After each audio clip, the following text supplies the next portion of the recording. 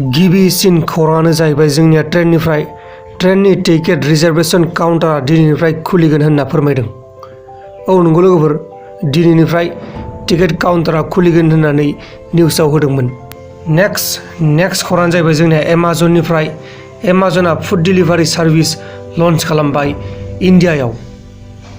Next खौराङानो जाहैबाय जोंनिया PPE इन्डियाया वर्ल्डनि गेजेराव सेकेन्ड लार्जेस्ट कान्ट्रि जानानै दं PPE मेनुफेक्सार खालामनायाव।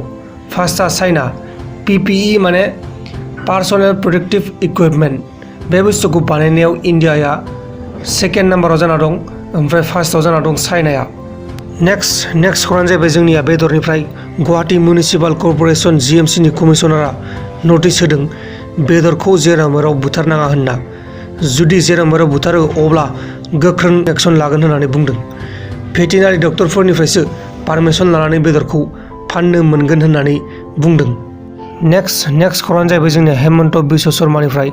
हेमन्त बिश्व शर्माया टुइटारनि गेजेरजों फोरमायदों जाय सुबुंफोरा गिबि खेबनि फैसा हरनायाव मोनाखैमोन बिथांमोना फैसाखौ मोनसिगोन, थाबैनो मोनसिगोन होननानै फोरमायदों। आरो जाय मोनखांबाय बिथांमोना मोननाय नंला दै। नेक्स्ट खौराङानो जाहैबाय जोंनिया झारखन्डनि केपिटेल एबा राजथावनि रांची होननाय जायगायाव स्विगी एपजों लोंग्रा बेसादफोरखौ अनलाइन बिहरनो हासिगोन। लासैनो गासिबो सिटियावनो हागोन होननानै फोरमायनाय जादों।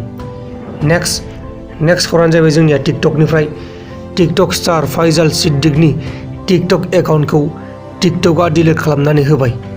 बेहा 13 मिलियनसोबो बांसिन फलोवार्स दंमोन। लोगोफोर, दिनैनि खौराङा बेखिनियावनो जोब्बाय। आसा खालामो नोंथांमोना दिनैनि खौरांखौ मोजां मोनबाय होननानै।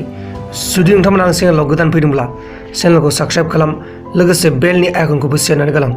अब्लासो आंनि गोदान भिडिअफोरा नोंथांमोननिसिम थाबैनो नटिफिकेसनाव सहैगोन।